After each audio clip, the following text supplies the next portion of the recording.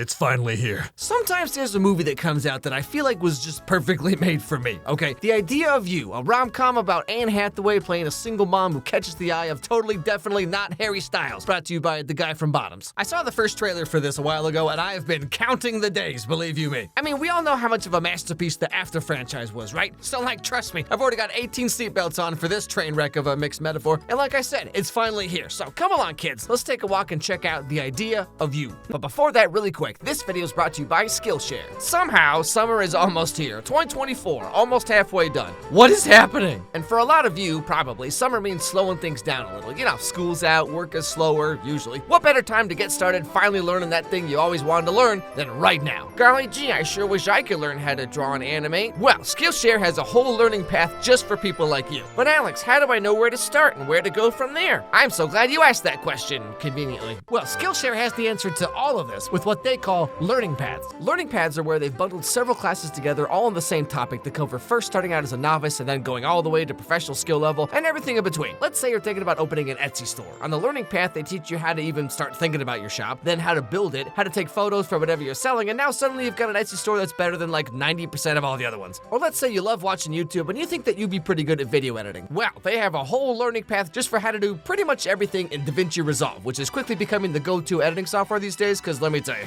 Adobe Premiere is kinda... So if this sounds interesting to you, guess what? The first 500 people who become Skillshare members using my link will get their first membership month completely free. You can do both of these learning paths I just mentioned completely free. You literally have nothing to lose. So click my link down below and get creative today. Okay, back to the show. Now, right first thing at the beginning of this movie, it plays the same exact song that plays at the end of Tall Girl. And I was going like full Vietnam flashback. Oh no, here it is, Tall Girl 3. Anne Hathaway's gonna be 6'7" in this movie. Anyway, so this is Solene, a 40-year-old single mom with a 16-year-old daughter named Izzy, who's packing up for a big trip to Coachella, of all things, while Solene herself is packing up for a big solo camping trip. Whoops, okay, absolutely, and I'm not gonna read it. Yeah, that's pretty much how Kelsey packs for like literally anything. 7 pairs of pants and 45 books for a 3-day trip. All right, let's go. Now the thing is, Solene's ex-husband got Izzy these special backstage VIP tickets to see her favorite band when she was like 12, August Moon. So Daniel got her this like all-access backstage pass and a VIP meet and greet with that boy band she used to like, August Moon. Oh yeah, they're cute. That sounds fun, Iz. You get to meet August Moon? Not really into them anymore. Now it's more about like aggressively talented female singer-songwriters. Which I think is great. Yeah, you know, you could have just said you listened to Chapel Roan and saved us a whole bunch of time, okay? Anyway, so like I said, while Izzy and the ex-husband Daniel are gonna be at Coachella, Solene is gonna go camping all by herself, which her friends think is like just the weirdest thing. So you're going camping alone? Yes. And why would you do that? Seriously, why wouldn't I do that? Bears? Serial killers? All right, now, not the bear versus man thing again. Please, internet, come on, we just got over this. Anyway, so Daniel goes to take Izzy and her friends to Coachella, and Solene's about to head off on her own to do the thing, whatever. And guess what? Daniel suddenly gets a call from work and has to completely change the plans. What do you know? Are you okay? No, it's all good. It's all good. What's happening? I can't do the trip now. Daniel. My whole merger thing just blew up. Saul, can you please take me to Coachella? Everything's paid for, all the hotels, the meals, it's all set. Kidding me? Look, they're booking tickets to Houston. It's happening right now. Yeah, sorry, honey, I gotta go do some rich businessman McLawyer guy stuff, like every guy in every fanfic does for some reason. So what ends up happening is Solene has to cancel all her plans and take her daughter and friends to Coachella instead, which would just literally be my nightmare. You spend 6 days and like $8,000 to listen to people be like, yeah, I'm up to like 7 times a day now, but I actually need it though, because sometimes I think about glaucoma. But yeah, so Solene is just kind of there now. Hi. Hi. Do you mind if I... No, please. Thank you. This your first time? Sorry? Getting mooned. Oh, no, honey, trust me, I went to art school. So Solene is kind of uncomfortable and doesn't really know or care about what's going on here, so she goes to find the bathroom, but she doesn't know where the special VIP backstage Coachella bathrooms are. You know, the ones with the complimentary needles. So she wanders around a bit, and you'll never guess where she ends up. Oh, just a second. Okay.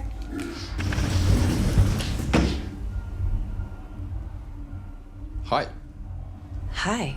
Aw man, you have to use it after a British guy? Have you seen what they eat? But when she comes out of the bathroom, he's still there because turns out, funny story guys, this isn't actually a bathroom at all. It's the trailer for one of the members of August Moon, Schmary Schmiles.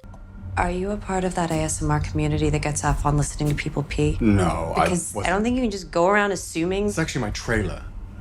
This is your trailer? Yeah, I'm in the band. We're performing on the main stage, and now I'm Hayes Campbell.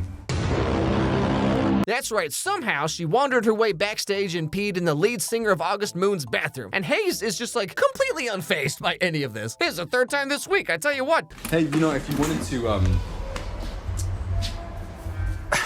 I don't know, hang out. Hang out? Yeah. I mean, I've got all the sodas, the healthy ones, the not so healthy ones. Did you just... The way she slammed that door so fast. Hey, you know, if you wanted to, I don't know, hang out.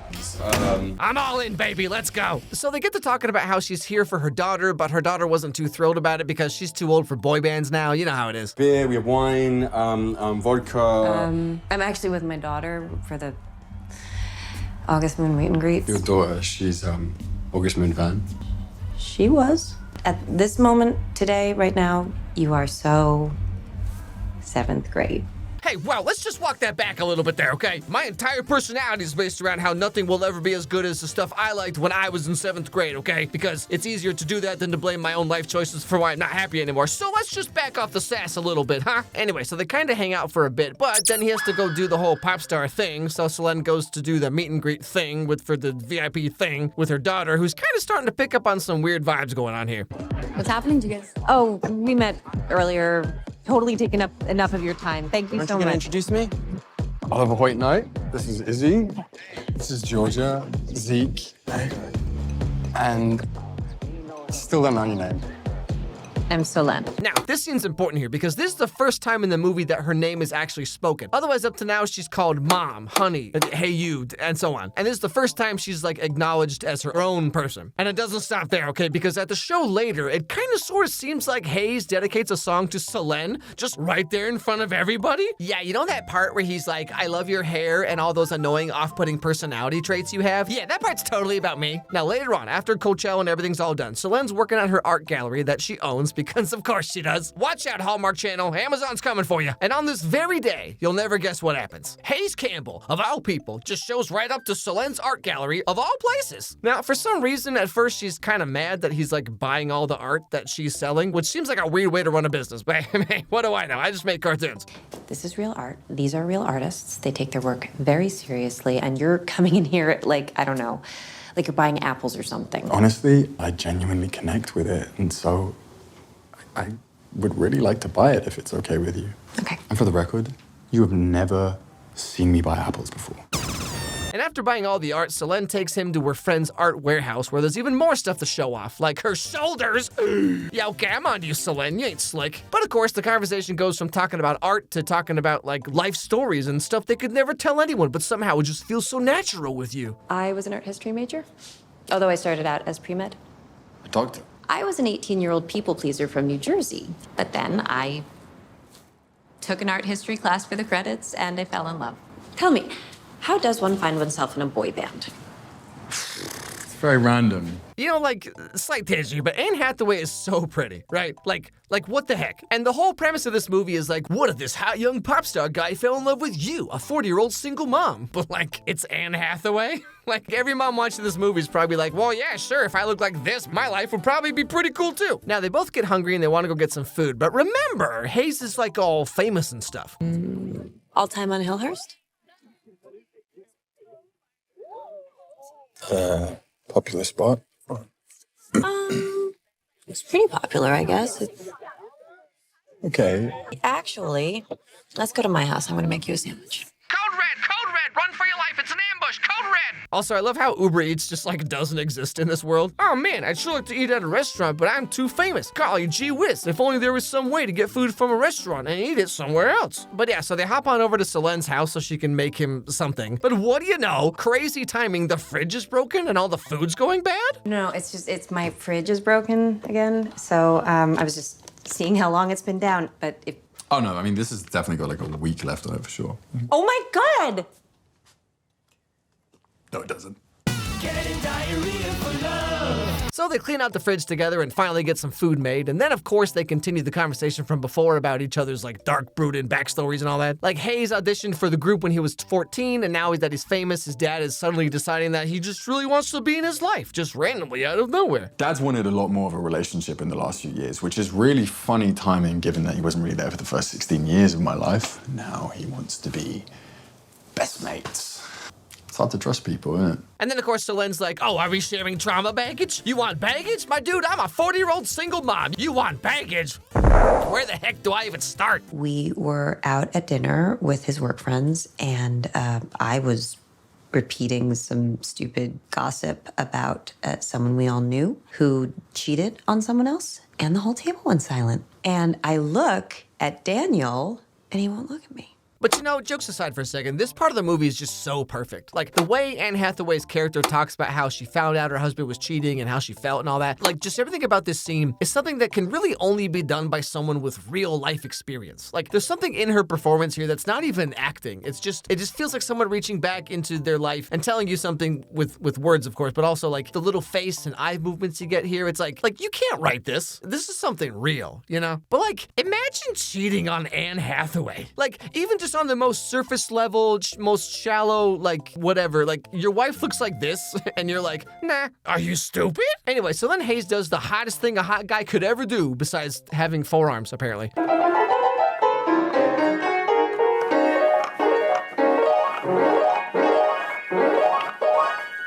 Oh my goodness, the musician guy plays music? No way. And then he tries to make out with her and be all like, "Bah," and she's like, oh heavens, no, we mustn't.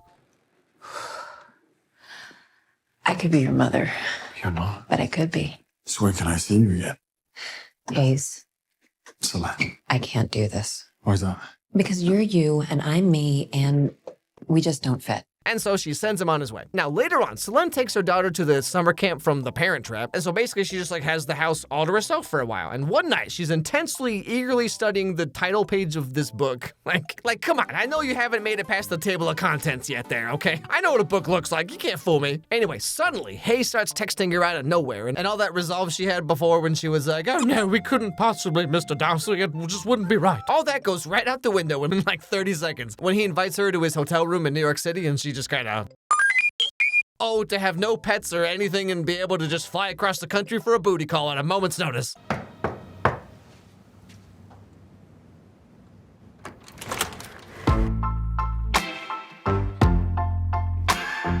Hi. Hi. Mm-hmm. How was the flight? Uneventful. And then there's a lot of devil's tango. And then after they finish up all of that, so I get to talking more about like emotions and feelings and stuff because, oh, hot guy with feelings! And we get one more peek inside of what's going on in that little British noggin of his. The head of my label calls me. The lead singer of my favorite band wants to meet me. And I get there, and it's his 10-year-old daughter's birthday party. I think that's my greatest fear in life.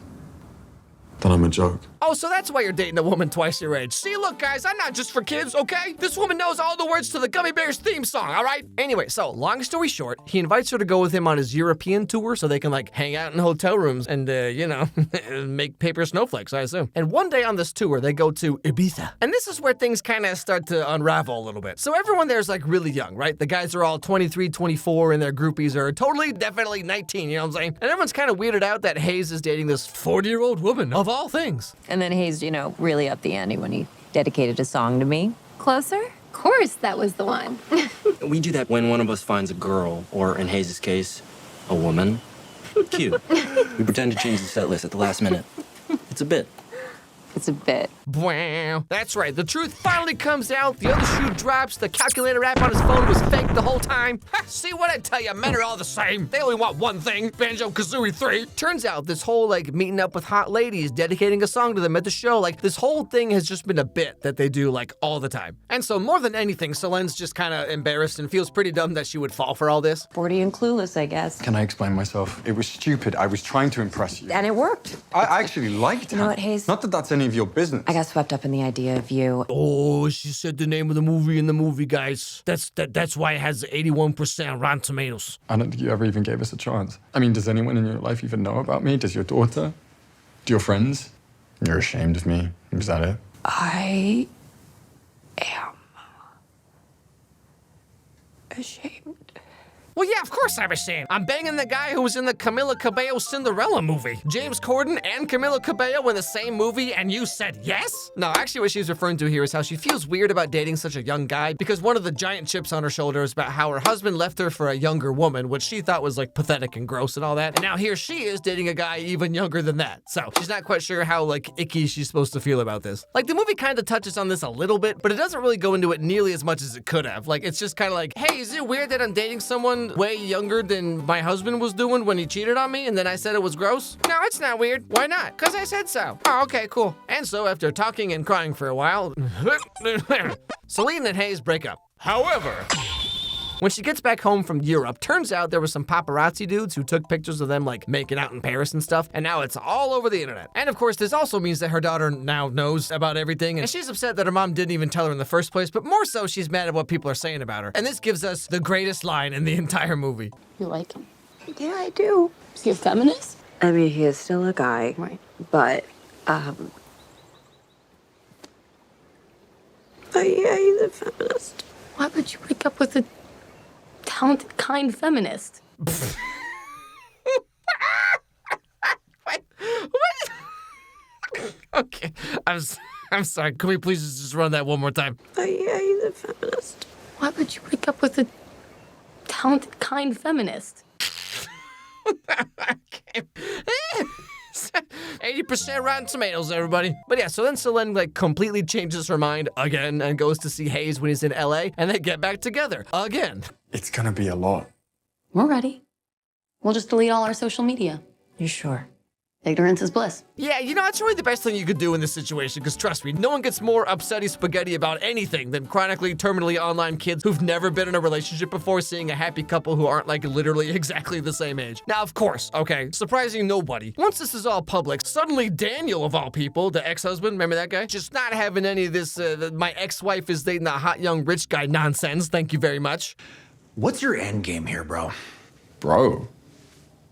Didn't realize we were on bro terms, Daniel. What are you doing here? I'm gonna go get Izzy. It was really nice to have met you. Bro. What's up? What's up?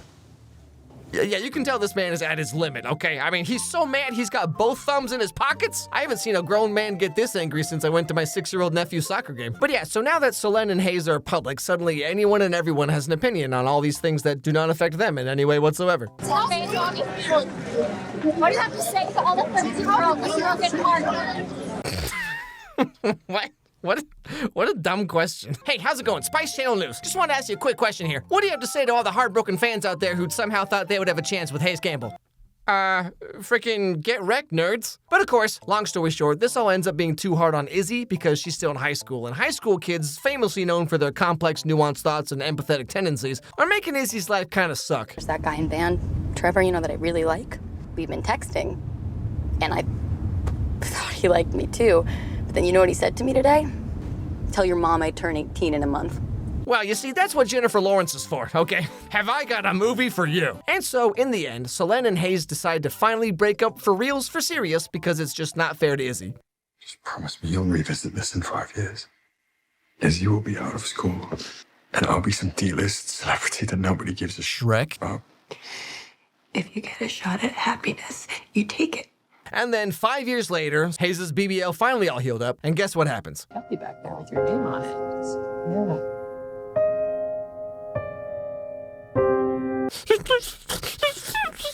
Shut up. No, I'm not. And that's the end of the movie. So, like, fundamentally, this movie's not really that much different from, like, After or Tall Girl or, like, any of these rom-com romance things I've covered over the years, right? But all in all, to be fair, the movie's not quite as bad as I was expecting. I mean, hey, it's no secret of the use, but still. I mean, it's just like literal rom-com comfort food. Like, you know exactly what's gonna happen and how it's gonna happen and everything. But, you know, I feel like that's the main reason that most people watch rom-com, you know, romance, drama, movie, whatever this is in the first place. Like, you want the meet cute, the get-together, together, the breakup and the reconciliation. Like, that's why people watch these movies. I've always thought that this is the biggest strength, but also the biggest weakness of rom-coms, because like, it's hard to subvert the tropes when those are in fact the entire draw of these movies. I mean, I guess the movie being about an older woman getting with a guy like this, it is somewhat different, at least in execution, because like I said, there's a couple scenes in this movie that you would never be able to get in like a regular rom-com type setting. But I mean, hey, the movie could have been a lot worse, so there's that, I guess.